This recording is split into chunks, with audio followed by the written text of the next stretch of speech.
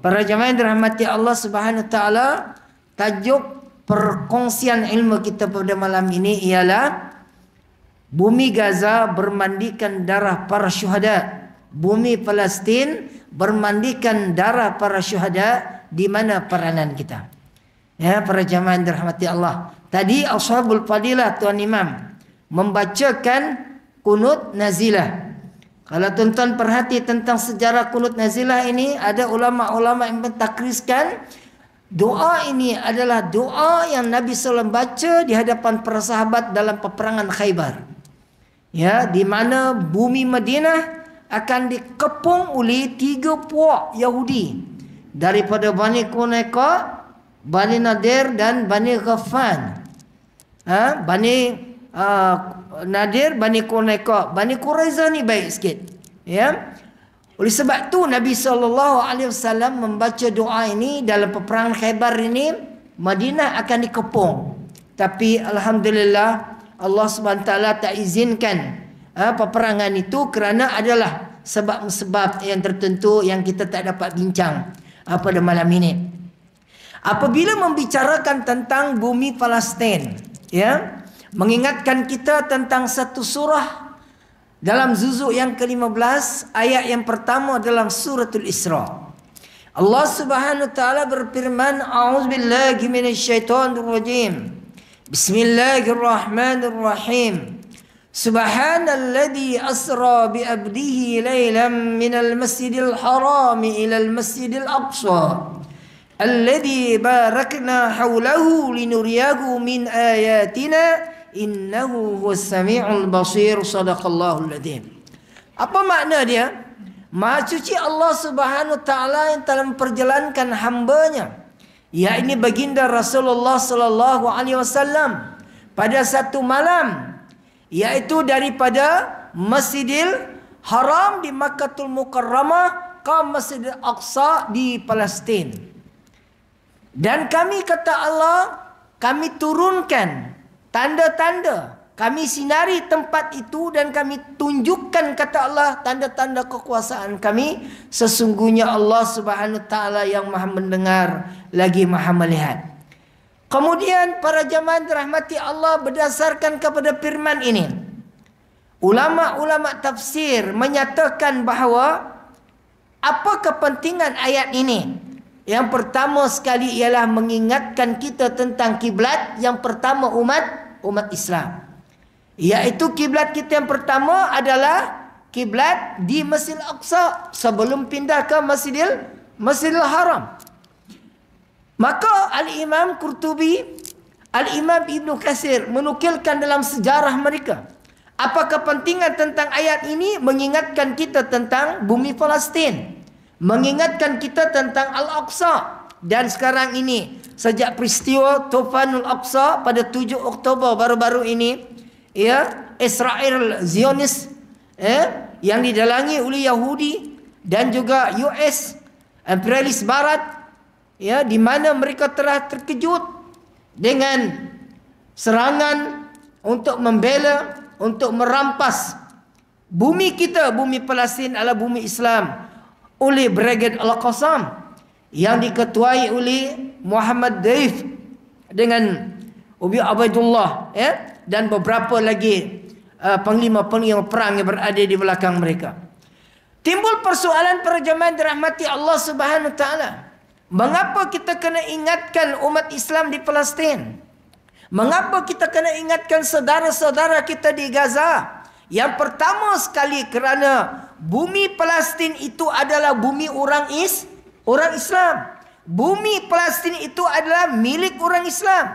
Itu yang pertama sekali. Kerana Zionis Yahudi ini sebenarnya mereka ini tidak ada bumi pun.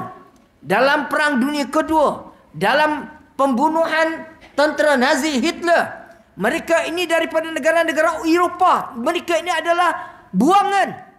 Mereka telah beredar daripada satu negara ke satu negara. Termasuklah mereka berada di bumi Palestin itu sendiri. Dan mereka sebenarnya tidak ada negara. Para jemaah yang dirahmati Allah Subhanahu wa taala, kita kena ingat yang pertama sekali ialah Masjidil Aqsa adalah kiblat umat Islam.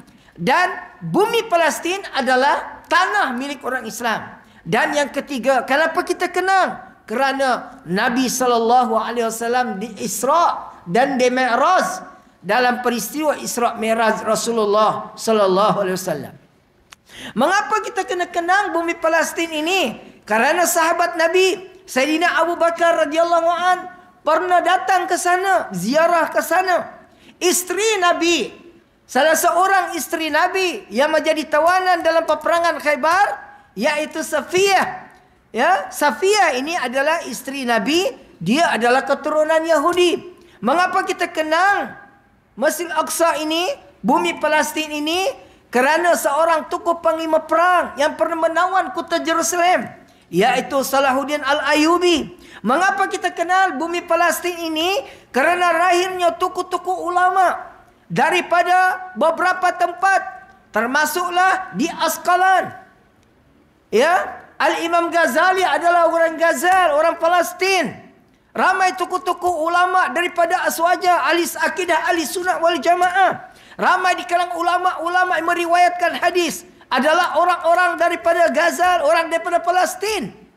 Para jemaah yang dirahmati Allah Subhanahu wa taala. Oleh sebab itu kita kena pertahankan bumi Aqsa. Kita kena pertahankan Palestin ini kerana mereka adalah saudara-saudara kita. Innamal mu'minuna ikhwah. Sesungguhnya orang-orang yang beriman itu adalah bersaudara.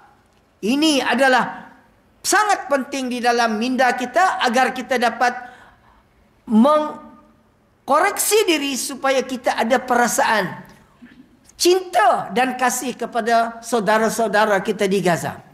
Para jemaah yang dirahmati Allah sekalian, kita tengok bumi Palestin. Kita belajar sedikit dari segi peta dia. Saya ada 3-4 kali datang ke sana. Masa belajar di Mesir sebelum berlaku gerakan Intifadah. Ya, pada tahun 2002. Saya datang ke Mesir 99, balik 2004. Ya. Dan last masuk di Aqsa pada 2019 ketika saya bawa jemaah umrah ikut Amman Jordan dan laluan daripada melalui Jerusalem. Jadi para jemaah dirahmati Allah Subhanahu wa taala, sebenarnya bumi Palestin ini dia dalam berbentuk lurus, ya. Dia berbentuk lurus di lautan, tepi lautan Mediterranean. Jadi kalau kita punya tapak jari begini ni, bermakna dia terbahagi kepada 3. Kalau di sini ni dipanggil sebagai apa nama? Di sini sebagai Gaza. Kalau di tengah ini adalah Zionis Israel yang merampas bumi Palestin, dan di sini adalah tebing barat. Jadi para jemaah yang dirahmati Allah Subhanahu wa taala, bagi mereka berada di Gaza ni, kalau sempat kita nak ceritakan sedikit sedikit dalam perjanjian Oslo tu. Kalau mereka yang berada di Gaza ni sebenarnya dia tidak boleh ke tempat dia tidak boleh pergi ke kawasan Israel ataupun pergi ke tebing barat, pergi ke Masjid Aqsa. Itu sebab sahabat kita Ustaz Nadir An-Nuri tu dia tak pergi, walaupun dia kahwin dengan orang sana, dia duduk dalam dekat sana, tapi dia tidak boleh pergi ke Masjid Aqsa. Dia tak sampai lagi pun. Kerana ada qarar ataupun ada kanun, ada undang-undang immigration dia. Jadi para jemaah yang dirahmati Allah Subhanahu wa taala, ya, apabila kita melihat dalam beberapa penindasan, ada orang, malah ada segelintir di kalangan teman-teman juga yang berbicara perkara ini. Ya, walaupun kita tidak mahir dalam sejarah Timur Tengah ini, tetapi kita kena ingat petikan daripada ayat Al-Quran tadi itu yang pertama. Kemudian yang keduanya, kita kena ingat hadis Nabi SAW. Nabi menukilkan tentang 3 hadis tuan-tuan berkenaan dengan bumi Syam ini. Ya, bumi Syam termasuk adalah bumi Palestin. Nabi SAW pernah berdoa. Nabi SAW berdoa, Allahumma barik lana fi Syamina. Nabi 3 kali berdoa. Ya. Dalam peristiwa Mi'raj, Rasulullah SAW Isra Mi'raj, Nabi pernah berdoa, Allahumma barik lana fi Syamina, Allahumma barik lana fi Syamina, Allahumma barik lana fi Syamina. Nabi ulang sebanyak 3 kali. Ya Allah, kau berikan keberkatan kepada bumi Syam. Ya Allah, kau berikan keberkatan kepada bumi Syam. Ya Allah, kau berikan keberkatan kepada bumi Syam. Kerana di situ letaknya Masjid Aqsa. Dan Palestin termasuk dalam negara disebut sebagai bumi Syam. Kemudian Nabi SAW berdoa lagi, menyatakan dalam satu doa yang pendek, wa tuba li Syam Wa tuba li Syam, kata Nabi. Wa tuba li Syam. Beruntunglah orang-orang Syam. Beruntunglah orang-orang Syam. Beruntunglah orang-orang Syam. Maka ulama-ulama mentakriskan doa ini, hadis ini. Mengapa Nabi menyatakan sedemikian? Kerana di sana adalah bumi Anbiya. Ya, di sana bumi Anbiya. Bumi Palestin adalah bumi Nabi Ibrahim alaihissalam. Bumi Palestin adalah bumi isteri Nabi Ibrahim alaihissalam, Siti Sarah. Ya, bumi Palestin adalah bumi para Anbiya, Nabi Ishak, Nabi Yakub, Nabi Yusuf. Nabi Yusuf dengan saudara-saudara dia. Oleh sebab itu bumi itu subur. Bumi itu ada ardun kinanah, lahirnya para anbiya yang membimbing umat, yang menjadi rasul dan para nabi. Kemudian Nabi SAW bersabda lagi, la tursyadul mihal, kata Nabi, ila salasatil masajid. Dia tidak diharuskan bermusafir dalam rangka ibadat kepada Allah Ta'ala, melainkan dalam 3 masjid. Yang pertama sekali adalah Masjidil Haram di Makkahul Mukarramah. Kemudian yang kedua adalah Masjid An-Nabawi di Madinatul Munawwarah. Dan yang ketiga adalah Masjid Al-Aqsa di bumi Palestin. Ini hujah dia. Oleh sebab itu kita jangan keliru bila segelintir di kalangan ada orang-orang yang menyatakan, kenapa Hamas buat perkara sedemikian? Mendatangkan mudarat yang lebih besar. Tidak, tuan-tuan. Apabila kita melihat sejarah penindasan, dan saya melihat sendiri di Masjid Al-Aqsa itu adalah dikuasai tentera Zionis Yahudi. Kalau kita melihat dalam sejarah bumi Palestin, bagaimana penindasan bermula daripada 1148, kemudian 1956, kemudian 1167 berlakunya perang 3 dimensi, termasuklah perang Mesir, perang Jordan, perang dengan Syria, dengan Yahudi, Israel, lanatullah. Kan? Kemudian mengapa benda ini, tuan-tuan, sehinggalah berlakunya dipanggil sebagai genjatan senjata. Terbentuknya perjanjian Oslo yang pertama pada 1163 di zaman almarhum Yasser Arafat. Kemudian ditemetrai perjanjian itu pada 1993. Sebenarnya sejak pada 1948 umat Islam kita di Palestin, tuan-tuan, di Gaza, di kawasan khususnya di Masjid Al-Aqsa itu, memang mereka ditindas. Bukan senang nak masuk dalam masjid itu, tuan-tuan. Dikawal rapi, siap dengan revolver, siap dengan pistol di kiri dan kanan. Saya menyapa tentera Yahudi itu, tuan-tuan. Dia senyum sebab saya cakap, ya, saya daripada agama Kristian. Bolehlah, adalah bahasa-bahasa Hebrew yang saya boleh cakap. Contoh, apa khabar? Salam, begitu. Kan? Dia senyum, dia senyum, dia respect kat kita. Saya sempat berkenalan dengan 1-2 orang tentera itu, tuan-tuan. Dan sempat dia ambil selfie pula. Para jemaah yang dirahmati Allah Subhanahu Wa Taala. Ya, oleh sebab itu mereka ini ditindas. Mereka ini ditekan. Tanah mereka dirampas. Dan kalau kita melihat kepada keadaan di Palestin ini, dia ada 2 pemerintahan sebenarnya. Kalau kita dalam konteks Islam lah, ya, yang pertama sekali pada Hamas.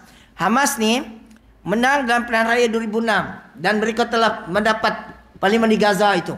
Ya, sebelum itu PLO pegang.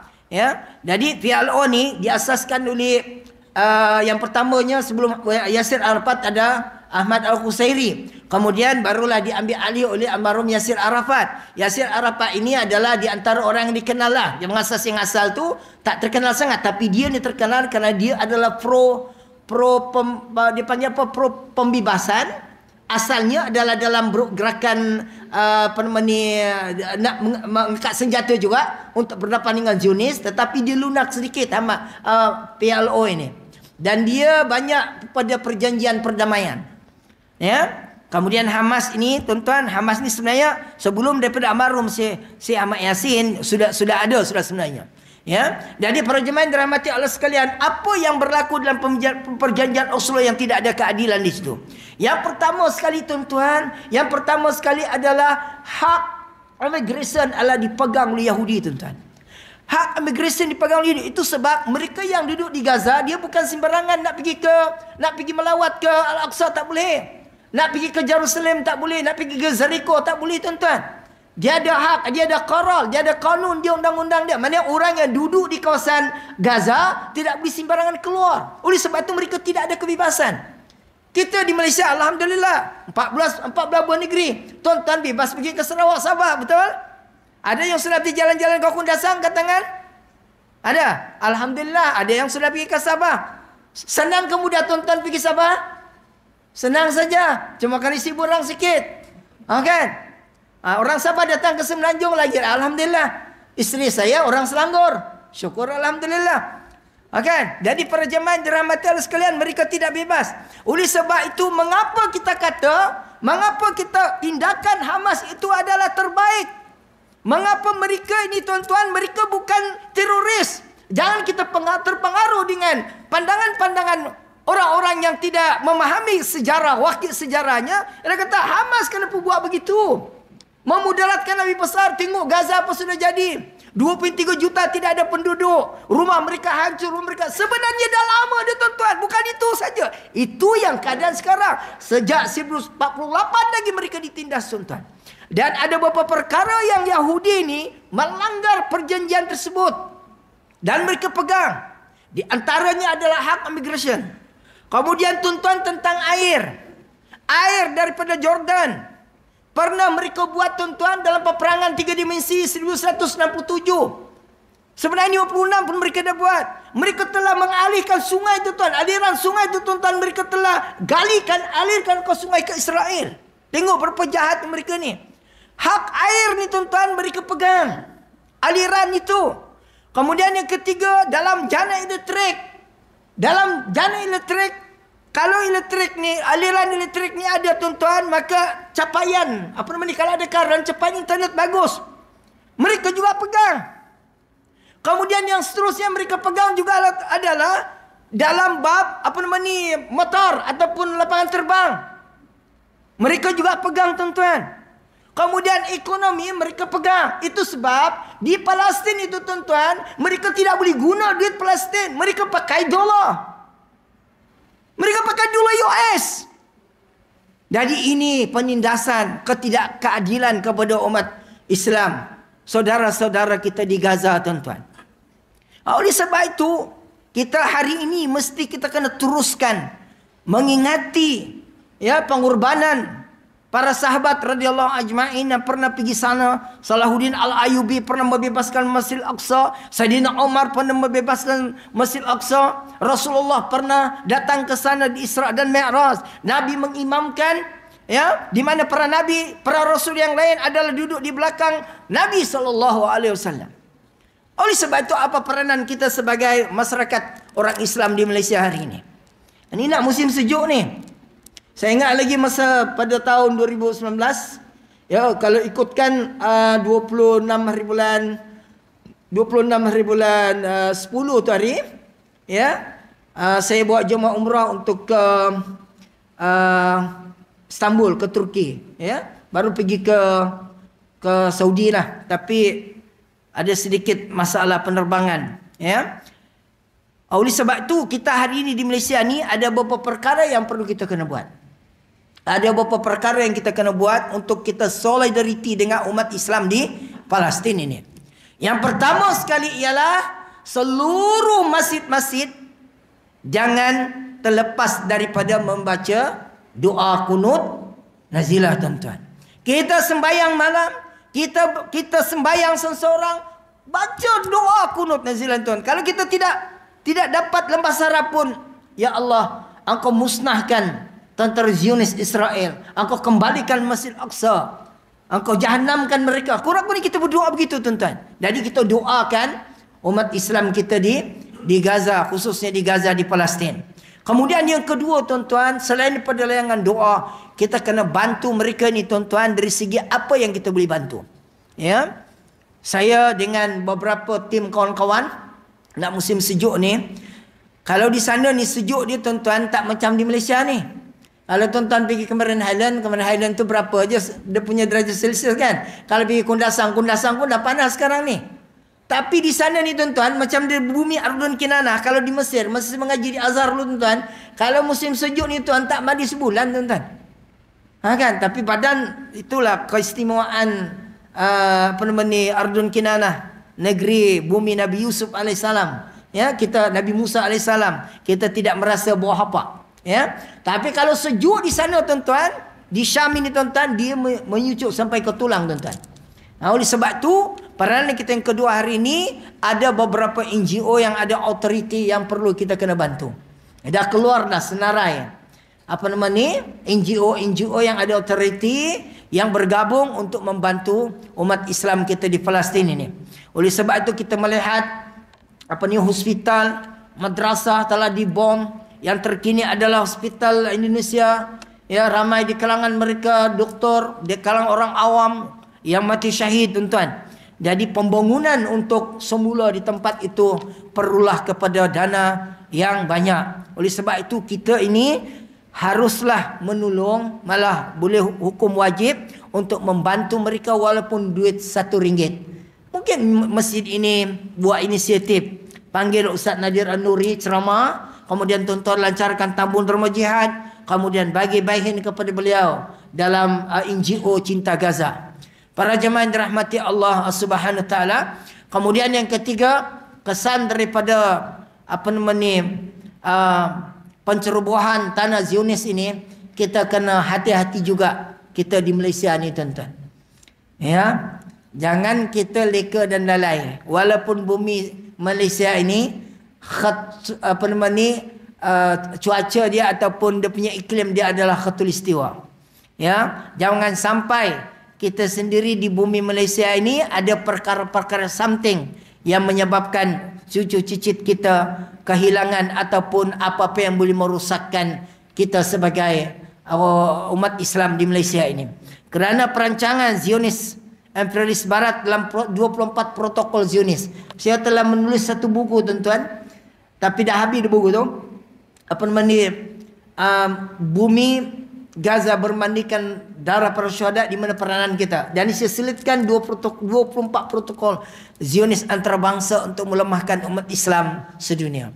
Ini saya nak sentuh sikit. Dia ada kaitan dengan negara kita Malaysia ni. Ya.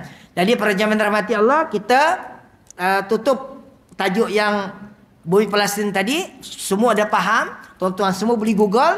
Tapi yang paling penting sekali ialah teruskan berdoa kepada umat Islam di Gaza, di Palestin. Mereka dekat dengan kita kerana bumi Palestin adalah tanah kita bersama. Baik, kita kembali kepada beberapa protokol Zionis antarabangsa yang kita kena teliti sikit. Ya? Ini yang bercakap dengan tuan-tuan ini adalah bekas agama Kristian ni. Saya bukan Melayu. Saya daripada suku kaum Dusun Kadasan, memeluk agama Islam. Kan? Kita nak berkongsi sedikit kerana kemungkinan, maafkan saya, tuan-tuan adalah daripada keturunan Islam asal. Saya tak kenal di hadapan saya malam ni. Bermula pada abang sebelah sana sampai ke hujung sana. Tuan-tuan ni daripada Melayu Banjar ke, Melayu Nanding ke, Melayu Jawa ke, Melayu Bugis ke. Saya tak kenal. Tetapi kita diikat dengan kalimah syahadah. Yang sering saya bawa ke dalam program dakwah bergerak di pendalaman di Sabah Sarawak, ya, di pendalaman kita masuk kampung-kampung, sering saya bawa tentang kalimah syahadah ni tuan-tuan, untuk para mualaf, untuk saudara baru kita. Cuba tuan-tuan angkat jari begini, kanan ya, tangan kanan, cuba angkat jari. Baik, ikut saya. Bismillahirrahmanirrahim. Kuat-kuat sikit. Bismillahirrahmanirrahim. Asyhadu an la ilaha illallah wa asyhadu anna Muhammadar Rasulullah. Bismillahirrahmanirrahim. Dengan namamu ya Allah, yang maha pemurah lagi maha penyayang. Asyhadu an la ilaha illallah. Aku nek saksi, aku mengaku bahawa tiada Tuhan yang berhak disembah melainkan Engkau ya Allah. Wa asyhadu anna Muhammadar Rasulullah.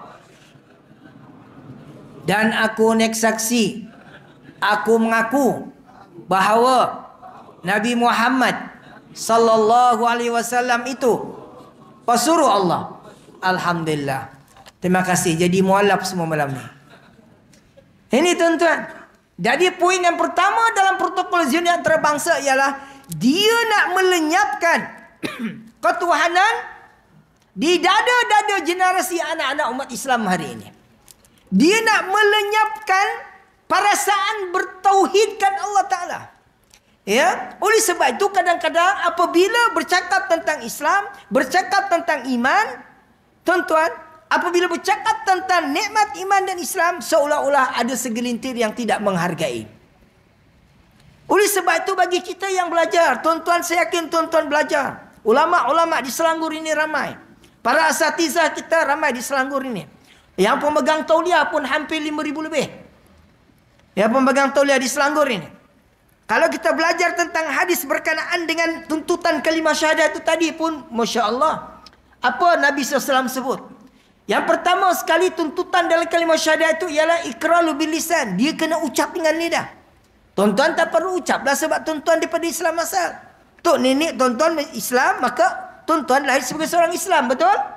Tapi bagi kami di kalangan mualaf, di kalangan saudara baru, baik orang Cina, orang India, Iban, Dayak, Dusun, Kadazan, orang asing dan sebagainya, wajib mereka kena ikrarkan kalimat ini untuk membuktikan keimanan dan ketakwaan. Apa Nabi SAW sebut? Iqraru bil lisan. Dia kena ucap dengan lidah. Wa tasdiq bil qalb. Dia kena semat dalam hati. Keimanan dan ketakwaan ini tidak boleh dengan zon. Tidak boleh dengan waham. Tidak boleh main sangka-sangka. Dan tidak boleh jadi ikut-ikutan. Mesti kena semat betul-betul. Dia tak boleh ragu-ragu. Tuhan tu ada ke tak ada? Allah ni wujud ke tak ada? Tak boleh tuan-tuan. Kemudian Nabi SAW menyatakan bahawa wal amalu bi jawarih. Dia kena buktikan dengan amalan-amalan yang saleh.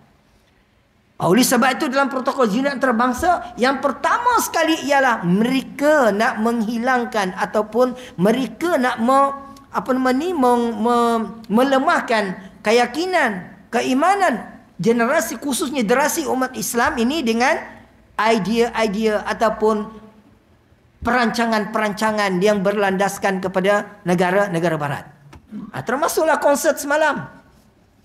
Mufti dah haramkan. Saya bersama dah haramkan. Habis saya tak nak sentuh lebih. Risau kita tuan-tuan. Ya, itu mainan saya dulu tu. Saya bekas choir tuan-tuan. Main gitar tu. Lagu Scorpion tu anytime je. Ini dulu ni, bekas ni. Kan? Kita tahulah macam mana nak lalaikan benda tu. Itu mainan kita dulu. Kan? Kemudian yang kedua tuan-tuan. Yang kedua dalam protokol itu. Tuan-tuan ingatlah. Dalam Parlimen Britain suatu ketika dulu tuan-tuan.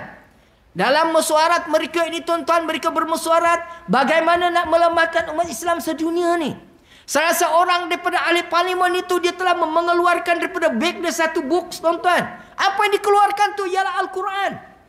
Dia angkat tangan tuan-tuan. Kita nak paling di antara kita punya matlamat ialah kita nak palingkan generasi umat Islam ini berpegang kepada kitab ini. Dia angkat Al-Quran tuan-tuan. Oleh sebab itu hari ini agenda-agenda ini pun berada di tangan anak-anak kita. Siapa di kalangan anak-anak kita tak pakai handphone? Anak yang kecil pun pegang handphone tuan-tuan. Anak yang kecil pun pegang handphone. Oleh sebab tu, kalau saya bersama dengan isteri dan anak saya, ketika makan, ketika apa, saya tak benarkan ada handphone tuan-tuan.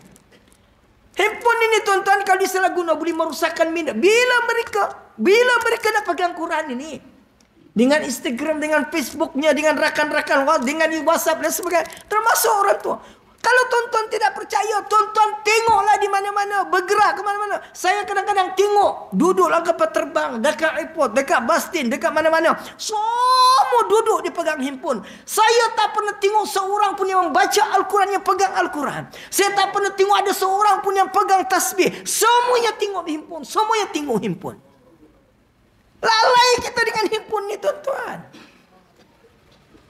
Ya, kita fikir, bagaimana kita organize 24 hours dalam kehidupan kita 24 jam? How you manage your time? Bagaimana kita nak manage kita punya masa? You spend your time look your Facebook. Nak baik nak Instagram kita dan sebagainya. Tapi bagaimana kita nak spend untuk Quran berapa jam? Ini jadi masalah. Saya nak beritahu ni, Bukan dia takabur. Ni mualaf. Kalau tuan-tuan kata saya mualaf, tak apalah. Alhamdulillah tuan-tuan. Saya menghafal Al-Quran. Saya student pertama graduate Darul Quran Jakim Kuala Lumpur Baru. Saya post graduate dan bekas ketua pelajar. Alhamdulillah Allah beri kekuatan kepada saya menghafal Al-Quran selama 2 tahun 8 bulan. Oleh sebab itu tuan-tuan, ayo mari kita ubah sikap. Beritahu kepada anak-anak kita, beri masa dengan Al-Quran. Baca Al-Quran, buat taklim. Di protokol Yunis yang kedua ialah mereka cuba memalingkan generasi umat Islam ini dengan unsur-unsur yang tidak baik, memalingkan daripada Al-Quran. Yang ketiga tuan-tuan, yang ada dalam protokol itu, sebenarnya protokol itu banyak, bukan 24 saja. Mereka telah menggalakkan pergaulan bebas di kalangan laki-laki dan perempuan. Maka berlakulah sumbang mahram, perkenalan, berlakulah perzinaan, naudzubillah min dzalik. Oleh sebab itu, negara umat Islam, tidak terkecuali negara kita akan berhadapan dengan sistem 5S. Ingat baik-baik ni sistem 5S ni. Kalau sensitif ni tolong padam nanti. Nanti Ustaz punya tauliah dijaizkan kena kena batal pula. Tapi kulil haq wala kana murran. Kita bercakap walaupun pedih. Kalau kita tidak berhati-hati tuan-tuan, generasi ini akan rosak dengan sistem 5S. Yang pertama sekali sport, sukan. Sukan bukan tidak bagus. Saya sebagai pengurusi Madrasah Tabligh dan Pondok Sabah, kita ada tim bola sepak. Ada. Kita ada tim bola sepak. Tapi time maghrib semua mau sembahyang.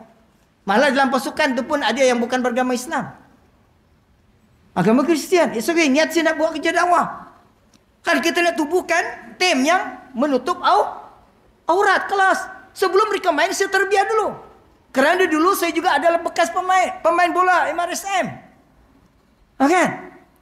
Walaupun dulu kita main lawan dengan Kelantan berasa kita 7-1. Oh, Kelantan kuat tuan-tuan. Ada Kelantan sini.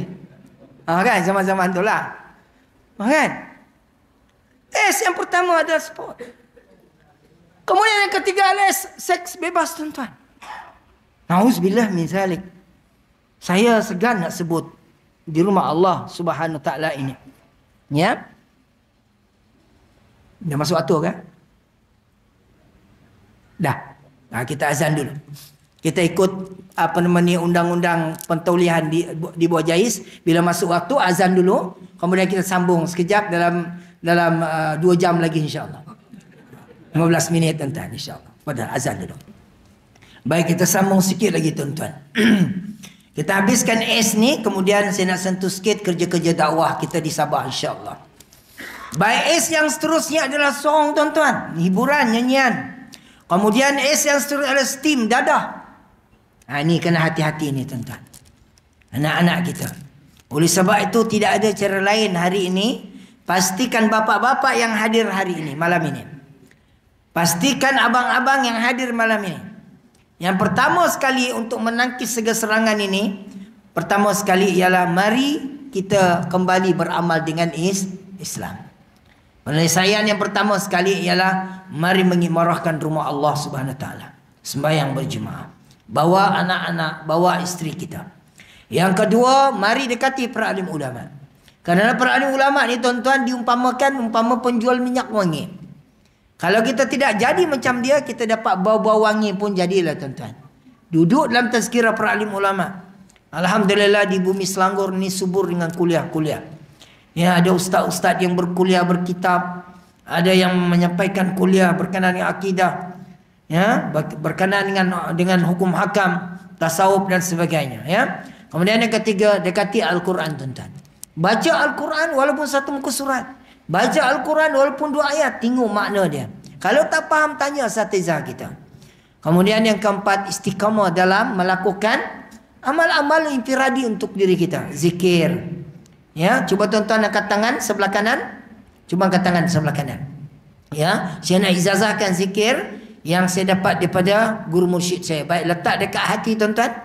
Hati kat mana? Itu dada. Hati sebelah kiri ya. Baik, tengok saya dulu baru tuan-tuan buat ya. La. Cuba. La ilaha illallah. La ilaha illallah. Cuba buat. La ilaha illallah. La ilaha illallah. La ilaha illallah. La ilaha illallah. La, apa makna la? La maknanya buang. Buang segala kebesaran makhluk, masukkan kebesaran Allah. La ilaha illallah. Boleh tuan-tuan? Ini sini izazah kepada tuan-tuan. Ini sanad ini ya. Jadi kalau kita nak berzikir,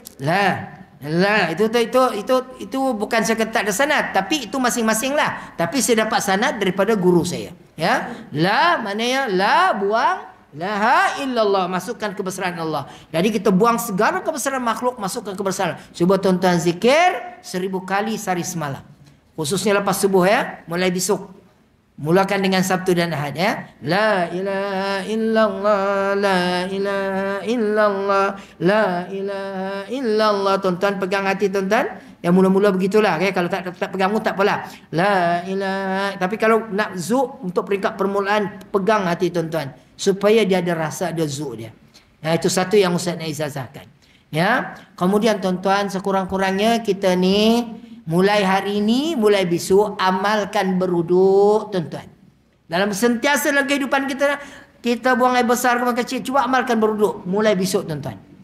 Alhamdulillah, saya amal benda ni sejak saya belajar balik daripada Mesir. Sebab guru saya pesan, orang yang sentiasa beruduk ni, malaikat kiri kanan sentiasa berada di sisi dia. Jadi mulai hari ini, mulai besok, tuan-tuan, amalkan beruduk. Ya. Jangan hanya beruduk ni ketika nak solat je. Kemudian yang ketiga tuan-tuan, amalkan sebelum tidur salat sunat taubat 2 rakaat. Dengan solat hajat kalau dapat. Kan? Salat sunat taubat untuk apa? Kita tak tahu bila kita akan mati tuan-tuan. Saya ketika masa belajar di Kelantan dulu tuan-tuan, ya. Ada seorang sahabat saya ni, saya duduk di bawah, dia duduk di atas. Ya. Dia ada peraturan dia, pukul 5 pagi kena bangun. Kan? Kita kejut dia, mungkin kita pun sangka baik. Mungkin dia qiyamul lail. Kita tak apalah, kita sangka baik. Kita pergi masjid. Balik daripada masjid, kita tengok nak kejut dia. Kita sangka baik lagi. Mungkin dia ada sembahyang, dia balik, tak sihat. Kemudian bila kita dah lepas pada masjid, kita baca Quran. Sebab memang kewajipan baca Quran, zikir, kita dibimbing begitu. Kemudian kita pergi mandi. Pergi mandi-mandi, siap pergi kelas. Tengok, dia masih tidur lagi. Kita kejut. Kita pun sangka baik. Mungkin dia nak rehat sekejap. Kemudian baru kita pergi kelas. Pergi kelas tuan-tuan, bawa kita pergi kelas. Kemudian kita balik, nak solat duha ni kan. Kita tengok, dia ada lagi. Kali tarik tuan-tuan sudah meninggal. Itu sebab tidur itu adalah kata Imam Ghazali rahmatullah salah satu daripada tanda-tanda kematian. Ya, oleh sebab itu tuan-tuan, insya-Allah sama-sama kita waspada tentang kematian untuk memperbanyakkan amal soleh selagi Allah SWT berikan kesempatan kepada kita untuk menumpang hidup-hidup yang sementara ini. Ya tuan-tuan ya. Baik tuan-tuan cuba ikut dua ayat ini yang saya baca ini ya sebelum kita nak sentuh sikit tentang kerja dakwah di Sabah. Boleh tuan-tuan insya-Allah? Baik. Sesungguhnya, cuba tuan-tuan ikut, sesungguhnya kejayaan umat manusia dan jin hanya patuh dan taat perintah Allah dan mengikut sunnah baginda Rasulullah sallallahu alaihi wasallam.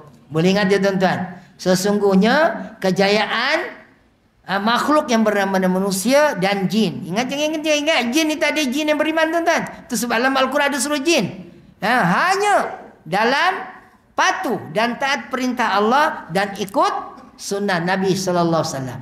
Baik, ayat yang kedua. Ingat ni, pegang ayat yang kedua ni tuan-tuan ya. Ya, sesungguhnya cuba ikut, dunia ini adalah tempat aku meninggal, bukan tempat aku tinggal selama-lamanya. Lagi tuan-tuan, sesungguhnya dunia ini tempat aku meninggal, bukan tempat tinggal selama-lamanya. Faham tu tuan-tuan? InsyaAllah tuan-tuan. Ya. Jadi ingat dua perkara ni ya. Baik, yang akhir sekali minta izin sedikit para jemaah. Saya nak sentuh sedikit berkenaan kerja-kerja dakwah kita Sabah. Terima kasih kepada sahabat yang telah mewakafkan Al-Quran terjemahan sebanyak 100 naskah. Sebahagiannya kita sudah bagi kepada pelajar-pelajar kita, ya. Dan ada lagi sebahagian sebab kita ada program multaqa para asatizah Borneo pada bulan 12 ini, insyaallah doakan. Dan kita akan edarkan kepada mudir-mudir bakir. Dan masjid ni juga ada bagi tuari sejadah, ya, sejadah sedap kapit tuan-tuan cantik. Sejadah tuari pun sebahagiannya kita dah bagi kepada sahabat-sahabat yang memerlukan. Dan insya-Allah tuan-tuan, saya nak war-warkan lagi tentang kerja-kerja dakwah kita di Sabah. Untuk makluman tuan-tuan, Sabah dan Sarawak ni ada salah satu negeri di Malaysia. Betul? Baik, kalau banding dengan bumi Semenanjung, kita di Sabah Sarawak, khususnya negeri saya di Sabah, agak ketinggalan sikit dari segi bab kerja dakwah ini. Kerana kekurangan para pendakwah. Ulama-ulamanya kurang. Okey? Jadi, oleh sebab itulah kita memerlukan misi bantuan daripada tuan-tuan. Itu sebab bagaimana tuan-tuan nak membantu kita di Sabah ini, kepada bapak-bapak yang ada di hadapan saya. Ni kadang-kadang ada orang mesti tanya kepada saya. Dia kata, Ustaz, anak saya graduan daripada Maktab Perguruan Islam Bangi. Dia dapat posting di Sabah, Ustaz. Tapi jauh, Ustaz. Dia jauh aku sama. Aku tidak dapat dengan anak aku. Ini saya guna lugat Sabah sikit lah kan. Jadi percuma, silakan. Anak tuan-tuan ni belajar UKM, UIE, Universiti Melaya, UKM, UNSIM, Maktab Perguruan Islam, Pondok, Pesantren. Dari mana-mana, kalau dihantar dari kementerian ataupun nak bertugas di Sabah, ahlan wa sahlan tuan-tuan. Sahabat kita, sahabat baik saya, Ustaz Hafizuddin, dia ni tuan-tuan asal daripada Kelantan. Dia pergi ke Sarawak tuan-tuan dengan isteri dia. Alhamdulillah, dia dah buka madrasah tapi di Kuching tuan-tuan. Dia beritahu kat saya, kadang-kadang orang sahabat-sahabat di Semenanjung panggil dia Kelantan sesat. Bagaimana orang Kelantan boleh bina madrasah? Ini Allah punya kerja. Allah buka ruang beliau untuk buat kerja dakwah di sana dengan membina madrasah. Jadi yang pertama sekali tuan-tuan, siapa di kalangan anak-anak tuan yang nak bertugas ke Sabah Sarawak, ahlan wa sahlan, jangan takut, persilakan. Kalau ada anak-anak tuan yang nak jadi ustaz, dia nak dihantar di kementerian dan sebagainya, kita apa? Kalau susah sangat, berjabat kurang kawan, boleh telefon saya di talian 0195856363. Saya boleh kenalkan dengan rakan-rakan daripada Semenanjung. Sebab kita ada rangkaian dalam kerja-kerja dakwah kita. Ya. Kemudian yang kedua tuan-tuan, macam mana kita nak bantu? Yang kedua ialah tuan-tuan bentuk satu NGO. NGO, katakan NGO daripada masjid. Apa nama masjid ni? Masjid Al-Amin. Okay, Masjid Al-Amin akan buat program rombongan berziarah silaturahim di Bumi Borneo. Ini orang Masjid Nahda Siksan 19 Salam dah buat sehingga mereka dapat bina suruh di pendalaman. Kan? Ramai dah kenalan-kenalan saya datang di sana. Jadi macam mana cara tuan-tuan buat? Pertama sekali buat satu sekretariat bukakan tawaran. Lekatkan dekat belakang sana program ziarah dan silaturahim di perkampungan mualaf di Bumi Borneo. Tuan-tuan, siapa di kalangan tuan-tuan yang ingin menyertai, listkan dekat belakang sana. Mulakan dengan 14 orang. Okey, apa yang perlu tuan-tuan buat? Katakanlah dipengurusikan oleh Tuan Nazir, Nazir atau pengurusi kita. Okey, lancarkan tabung derma jihad. 4 Jumaat atau 5 Jumaat misalnya, letakkan satu tabung khas.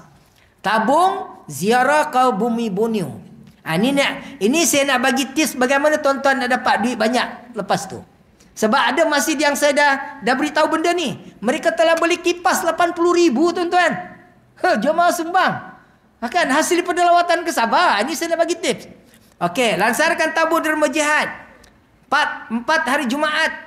Letak tabung besar kat situ.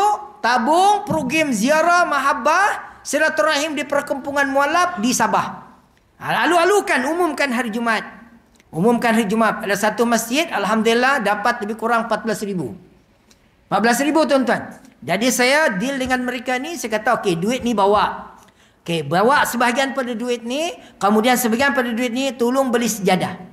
Tolong beli sejadah, tolong beli serban budak-budak, tolong beli jubah. Hantarkan dulu ke Sabah. Jadi apabila anda semua datang ke sana nanti, saya akan bawa masuk perkampungan mualaf. Dan sebahagian mereka ni yang saya Islamkan. Sebahagian tempat ni kita bina surau di tempat ini. Maka nazir masjid itu sendiri yang sampaikan sumbangan itu tuan-tuan. Sejadahnya, mushaf Al-Qurannya, kopiahnya, telekungnya disumbang tuan-tuan. Mereka masuk pula di pendalaman. Saya kata kepada IJK masjid tersebut, termasuk daripada muslimat daripada Putrajaya, saya kata, anda semua ni dah bertahun-tahun dah ikut kuliah ustaz-ustaz. Betul tak tuan-tuan? Betul. Tuan-tuan ni kira orang-orang alim dah, alhamdulillah. Cuma kemungkinan tidak ada ruang untuk menyampaikan ilmu agama. Betul tak tuan-tuan? Dalam bab surah Fatihah saja. Dalam bab surah Fatihah saja. Saya terkejut beberapa masjid di Lembah Kelang ni. Bila mereka datang ke Sabah KJ, saya kata, datang 14 orang tu. KJ. Molap-molap ni ada lebih kurang 200 orang. Anda kata gaji ni kan. Ji, anda ambil 3 orang je, anda duduk sana. Bagi dia talaki Fatihah Haji. Masya Allah Ustaz. Dia report kat saya. Masya Allah Ustaz. Dia pun senyum. Saya kata, kenapa Haji? Saya ulang banyak kali Ustaz. Apa yang Haji ulang? Saya sebut siratal ladina an'amta alaihim. Dia sebut Ustaz siratal ladina ngamta alaihim. Ini peluang. Peluang tuan-tuan untuk sibarkan ilmu. Sebab saudara-saudara kita di sana tuan-tuan bukan macam tuan-tuan. Para mualaf kita bukan macam tuan-tuan yang faham tentang tafsir, hadis dan sebagainya. Kita perlu pengukuhan akidah bermula pada asas fardu ain. Beli buku fardu ain almarhum Datuk Ismail Kamus. Kirimkan awal. Surau yang kita kunjung, mualaf, salah seorang perkampung pegang, jadikan taklim. Tuan-tuan sumbang. Alhamdulillah. Daripada program tahsin Fatihah. Kemudian saya pegang, Ji bawa pula. Lepas talaki Fatihah tu Ji, saya kata Ji bawa 2-3 orang ni Ji. Pergi tengok pula cara dia beruduk. Ini kan praktikal fiqh amali. Kan dia pun mengambil uduk. Betul ke tak betul je? Banyak silap lah Ustaz. Di sini peranan kerja-kerja dakwah kita ni. Dia ajar mengambil uduk. Lepas tu tak selesai lagi tu Ji. Ji, anda ambil 3 orang ni Ji. Cuba tengok dia punya sembayang. Tumaninah dia, rukuk sujud dia. Dia komen lagi. Masya Allah Ustaz. Ini barulah Haji tadi ni dia menitis air mata. Ya Allah Ustaz, saya ni bukanlah juga banyak ilmu, tapi dah banyak ada ilmu yang saya dapat di Semenanjung. Boleh katakan setiap malam saya dengar kuliah Ustaz. Tapi inilah pengalaman pertama. Saya ingat ada satu datuk tuan-tuan pada Bandar Berbangi. Datuk ni orang Kelantan. Dia kata kepada saya, Ustaz, bila anda ada di Sabah, saya nak join program sikit. Saya ambil daripada Hotel Meridian. Dia orang Kelantan tuan-tuan. Datang ke kampung saya, tidur di rumah saya tuan-tuan 2-3-4 hari. Saya bawa masuk di pendalaman. Tolak kereta, tenggelam, kereta kembar tu menangis. Hampir Datuk ni mengislamkan seorang non-Muslim. Tuan-tuan, bila balik itu pula terserempak dengan kerbau pendek. Dia kata kerbau pendek kan tak apa benda hitam ni Ustaz. Saya kata ini bukan kerbau pendek Datuk, ini adalah wogok, bahasa Sabah wogok. Babi lah tuan-tuan. Maaf ya, apa kinzir-kinzir, babi lah tuan-tuan. Kan? Tidak ada di tempat ini, tiada barangkali kan? Ada kerbau pendek berkeliaran di sini? Tidak ada kan? Di sana nampak tuan-tuan. Jadi alhamdulillah tuan-tuan, kesimpulan dia ialah apa yang kita boleh bantu. Yang pertama sekali, tuan-tuan tubuh satu sekretariat program ziarah mahabbah di Sabah, Sarawak misalan. Kemudian kumpulkan dana, katakan dapat 10,000. Okey, 5,000 beri peralatan ibadat, kirimkan dulu. Nanti saya akan bagi alamat. Sampai dekat sana nanti, tuan-tuan, kita akan packing siap-siap. Beberapa tempat kita masuk, kemudian sampaikan sumbangan, kita ambil gambar. Baik, baki RM5,000, kita cari madrasah-madrasah yang daib, nazir, pengurusi, sampaikan gili-giril dengan EJK yang lain. Ini yang ada satu masjid tuan-tuan, dia ambil gambar tu. Dia ambil gambar sepanjang program di Sabah, dia lekat dekat luar. Dia lekat luar. Alhamdulillah, hasil daripada pengurutan per jamaah sebanyak RM14,000. Kami datang ke Sabah dalam program, dia paparkan tuan-tuan. Mereka beli kipas tu tuan-tuan, harga RM80,000. Sekejap ya tuan-tuan, tak sampai sebulan. Asbab gambar itu saja. Dan ini barangkali insya-Allah bangunan ni, masjid ni boleh dibuat 2 tingkat hari Jumaat. Kalau bulan Ramadan muat tak ni? Kalau ada melimpah lagi. Kan? Barangkali mungkin nak diislahkan atau dibina madrasah, tapi di sini Allahumma amin insya-Allah. Kan? Yang ketiga tuan-tuan ialah al-maklum. Negeri saya ni, ini kena kaburkan sikit ya. Nanti sahabat-sahabat saya daripada Kristian marah saya. Kalau dibandingkan dengan masjid dengan gereja di Sabah ni 10:1. 10:1. Walaupun di Sabah ni tuan-tuan tersenarai daripada Jatim, masjid yang paling banyak di Malaysia. Ya. Kedua Johor, ketiga apa? Pahang ke Selangor. Memang masjid 1000 lebih. Tetapi banyak masjid di sana ni adalah di pulau-pulau tuan-tuan. Masjid di sana bukan macam di Semenanjung. Masjid tersergam dengan cantiknya. Kalau di pulau-pulau tuan-tuan, masjid papan atap dia pun lebih kurang zinc. Kan? Dikira masjid. Tidak percaya tuan-tuan yang tadi yang pernah pergi Kundasang. Daripada Tampaluri, Pakan Tempur, daripada KK lah, daripada airport, daripada KK, tuan-tuan nak pergi ke Kundasang kan? Tuan-tuan banyak nampak gereja ke masjid? Sibuk gereja ke masjid? Gereja. Yes. Jadi di antara yang perlu kita perbanyakkan di sana sekarang ialah kita perbanyakkan surau. Khususnya di pendalaman, di perkampungan mualaf. Itu sebab ada tempat yang terpencil yang kita bina surau. Tuan-tuan, kita bina surau daripada buluh. Tahu buluh? Buluh dibelah. Atap zingan putih. Atap zingan putih tuan-tuan, bila hujan lebat, dia bunyi bising tuan-tuan. Kan? Kalau buluh tu dibelah kan? Dia berlubang. Kalau sembayang lah tuan-tuan, kalau macam abang sahabat kita rakam ni, kalau tak pakai spindle lah, nampak dari bawah. Tapi semangat mereka untuk nak mengimarahkan tu tuan-tuan. Jadi kita kena perbanyakkan surau di sana, dan begitu juga madrasah. Kemudian yang seterusnya ialah, ayuh kita bantu anak-anak Sabah untuk belajar agama ni tuan-tuan. Ya, belajar agama. Jadi kalau ada pelajar-pelajar saya yang saya kirim ke Semenanjung, di kalangan Pramuan Lab, saya minta tuan-tuan tolong sponsor dia. Boleh tuan-tuan? Dia balik nanti akan jadi ulama, jadi pendakwah khusus daripada keluarga. Macam saya juga tuan-tuan. Macam saya juga. Kalau saya tidak, dengan izin Allah Ta'ala, Allah tak campak saya ke bumi Semenanjung, saya diambil angkat oleh seorang ustaz saya daripada Kelantan, saya kemungkinan tak jadi macam ni. Syukur Alhamdulillah. Kan? Jadi saya balik, tambah sekali saya balik, Ibda' binafsi kata Nabi, mula dengan keluarga kamu. Alhamdulillah, dulu ayah ketua gereja. 9 tahun saya buat kerja dakwah dengan izin Allah Ta'ala. Dengan doa orang ramai, di mana saya ceramah. 9 tahun penantian. Walaupun dulu ayah nak timbak, mak pegang muncung serapang, menutup ke atas. Alhamdulillah tuan-tuan. Jadi mak, ayah, seluruh keluarga memeluk agama Islam. Dan saya minta juga, sekiranya ada di kalangan tuan-tuan pada malam ini, saya merayu kerana Allah. Sebab saya pengurusi Persatuan Peserta Didik Pondok Sabah. Di bawah kita ada lebih kurang, kalau keseluruhan pondok madrasah di Sabah ni tak banyak, lebih kurang 200 lebih. Kalau di Selangor 1000 lebih. Saya duduk dalam tapis Persatuan Tapis Selangor. Banyak tuan-tuan ya. Tapi di sana yang di bawah, bersama dengan kita lebih kurang 69 buah. Kalau di anu lagi sikit lagi. Ada kebanyakan madrasah ada yang daif. Jadi saya mohon jasa baik pada tuan-tuan. Apa yang pertama yang saya minta ialah tuan-tuan buatlah program ziarah mahabbah ke Sabah atau ke Sarawak ataupun perkampungan orang asli, ataupun yang paling dekat dengan tuan-tuan di Pulau Ketam. Sahabat saya Ustaz Mat Cina. Saya bagi sejadah berapa puluh tu hari dengan dia. Tuan-tuan berlawat, kemudian tuan-tuan pergi tempat orang asli. Kalau ada orang Pahang sini, kita dah masuk di Kuala Medang. Kalau daripada Kelantan sini ke Gua Munsang, ataupun kalau di Melaka di mana? Di Alu Gajah. Kalau di orang Negeri Sembilan sini, kita pernah masuk di Serting Hill, Sertung Hulu. Kita ada pengalaman dakwah kepada orang asli, kerana saya dulu adalah bekas aktivis Perkim tuan-tuan. Jadi kita fikirkan benda ini. Kita fikirkan bersama. Kemudian yang ketiga, kita bantu. Jadi saya memohon juga jasa baik tuan-tuan. Sekiranya ada, saya memohon RM10 saja.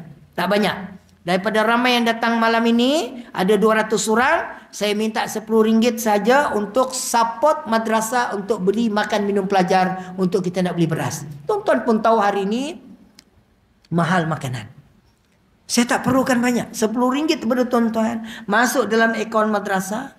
InsyaAllah dengan duit itu kita akan beli beras, kita bayar bil api air. Tuan-tuan kita buat kerja dakwah, tuan-tuan membantu sama pahala di sisi Allah SWT. Boleh tuan-tuan insyaAllah. Jadi sekadar itu sahaja. Sesungguhnya yang baik itu datang daripada Allah. Yang kurang tu kalau Ustaz sendiri mohon kemaafan terkasar bahasa, mungkin bahasa sedikit. Dari kepada tuan-tuan yang ingin menderma untuk kerja-kerja dakwah kita di Sabah, ada beberapa tempat yang mungkin kita boleh bekerjasama. Pertama sekali ialah googlekan saja Ustaz Muhammad Farhan Sabah, keluar program-program kita. Kemudian yang kedua, googlekan Akademi Tahfiz Al-Quran wal Hadis. ataupun Google juga Persatuan Madrasah Tahfiz dan Pondok Sabah, insya-Allah.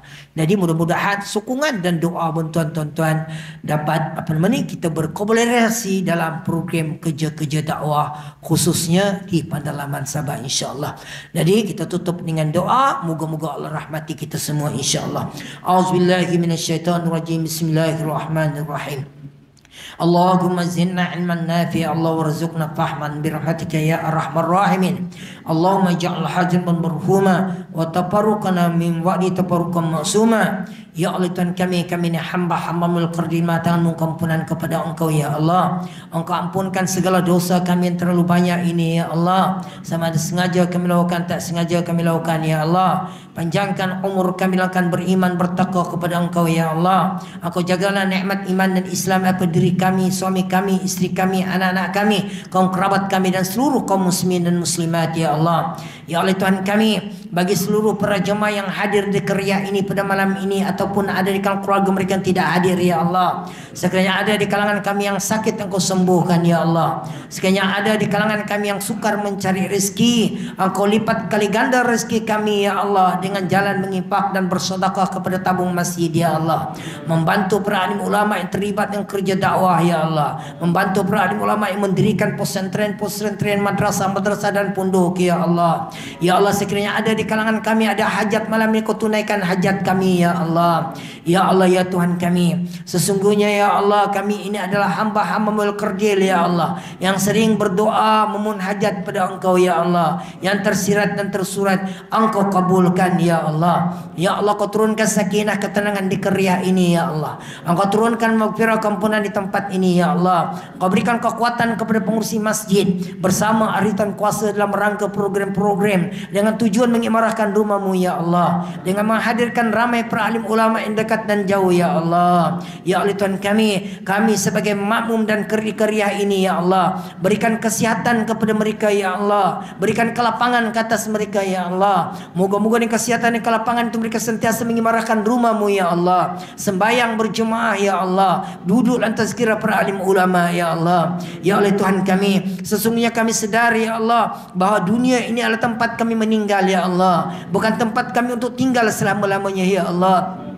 Ya Allah Tuhan kami, sesungguhnya kami sedar bahawa maut, sakaratul maut itu menanti kami ya Allah. Surga dan neraka itu adalah hak ya Allah. Kematian itu adalah hak ya Allah. Sekiranya Engkau matikan kami dalam keadaan terdekat yang tidak diundang ya Allah, matikan kami dalam keadaan husnul khatimah ya Allah. Sempat kami bertobat dan mengucap asyhadu an la ilaha illallah wa asyhadu anna Muhammadar Rasulullah. Ya Allah ya Tuhan kami, sesungguhnya apabila datang kematian ya Allah, apa yang ada bagi kami akan tinggalkan buat selama-lamanya ya Allah. Bagaimana kami sayang ke atas istri dan anak-anak kami akan tinggalkan ya Allah.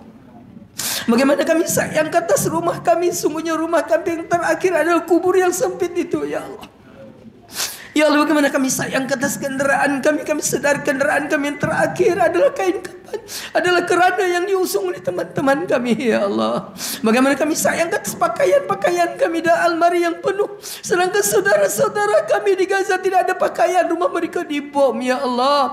Kami sedar pakaian kami terakhir kain kapan 3 helai ya Allah. Ya Allah Tuhan kami, bersabak berikan kami kesempatan bertaubat sebelum ajal kami tiba ya Allah. Berikan kekuatan kepada kami untuk membaca Al-Quran ya Allah, daripada memegang himpun terlalu banyak masa ya Allah, kepada memegang mushaf-Mu ya Allah. Berikan kelapangan kepada kami untuk qiyamul lail ya Allah, zikrullah kami ya Allah. Ya Allah Tuhan kami, Engkau bantulah saudara-saudara kami umat Islam di Palestin, di Gaza ya Allah. Rumah mereka dibom ya Allah, kami jauh dengan mereka ya Allah. Mereka adalah saudara-saudara kami ya Allah. Bumi Palestin adalah bumi umat Islam, bumi kami ya Allah. Berikan pertolongan ke atas mereka, berikan kekuatan ke atas mereka ya Allah. Masukkan ke dalam surga Jannatul Firdaus di kalangan para syuhada ya Allah. Ya Allah, kami impikan mati syahid ya Allah. Engkau berikan kami peluang mati syahid di jalan-Mu ya Allah. Allahumma ansur man nasruddin minal ulama wal awliya Allah ajma'in. Allahumma ansur ikhwanana al-juyusul muslim fi jiwaril masjidil aqsa. Allahumma ansur mujahidan fi kulli makan fi kulli zaman fi kulli baladin minal muslimin المسلمين يا الله. اللهم عليك الكفر والكافرين من النفاق والمنافقين واليهود والنصارى. اللهم نجعلك بنور أعدائنا ونعوذ بك من شرورهم. اللهم فرق ثمهم وزلزل أقدامهم وسلط عليهم كلبا من كلابك يا قهار يا جبار يا الله يا متقين. اللهم يا منزل الكتاب ويا مزري السحاب ويا هادم الأهداب اهدمهم وانصرنا عليهم ya Rabbil Alamin. Ya Allah ya Tuhan kami, sesungguhnya ya Allah kami berada dalam agamamu yang mulia ini ya Allah, yang diwariskan baginda Rasulullah SAW bersama dengan sahabat. Kami tak pernah bertemu dengan Rasulullah SAW. Begitu besarnya jasa Rasulullah SAW meninggalkan agama yang mulia ini ya Allah. Sahabat-sahabat ada di kalangan mereka mati syahid bersama dengan Nabi untuk menyebarkan Islam ini ya Allah. Hari ini kami mendapat nikmat iman dan Islam secara percuma ya Allah. Ya Allah kami tidak mampu berdakwah kepada saudara-saudara kami yang non muslim ya Allah. Ya Allah kami tidak mampu menyampaikan misi Islam kepada saudara-saudara kami tidak seagama dengan kami ya Allah.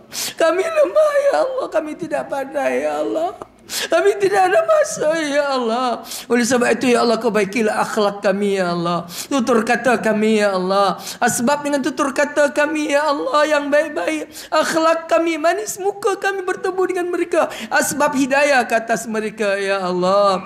Allahumma Rahman, Allahumma Rahim. Allahumma Rabbana atina fid dunya hasanah wa fil akhirati hasanah wa qina adzabannar. Walhamdulillahi rabbil alamin. Taqabbalallahu minkum inna minkum taqabbal ya karim. Wabillahi taufiq wal hidayah. Assalamualaikum warahmatullahi taala wabarakatuh. Takbir. Takbir. Takbir. Bismillah.